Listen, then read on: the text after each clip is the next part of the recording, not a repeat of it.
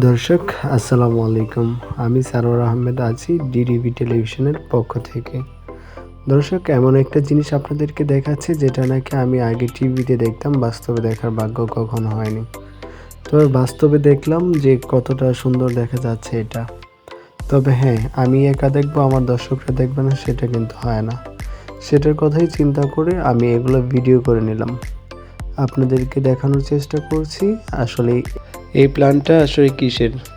মূলত এই প্ল্যান্টটা হচ্ছে গ্যাস লাইনের পাম্প বা লাইন। এখান থেকে এক এক অঞ্চলে লাইন দেওয়া হয়েছে। এখানে যদি এত পাইপ বিন্যস্ত দেখেন, এর কারণ হচ্ছে যে এক একটা পাইপ এক এক অঞ্চলে দেওয়া হয়েছে। এখান থেকে মূলত গ্যাস লাইন বা গ্যাসের যে লাইন আছে এটা কন্ট্রোল করে। আমরা পল্লী বিদ্যুৎ বা বিভিন্ন বিদ্যুৎ যেভাবে কন্ট্রোল করে, ঠিক এরকমভাবেই গ্যাস এখান থেকে কন্ট্রোল করে।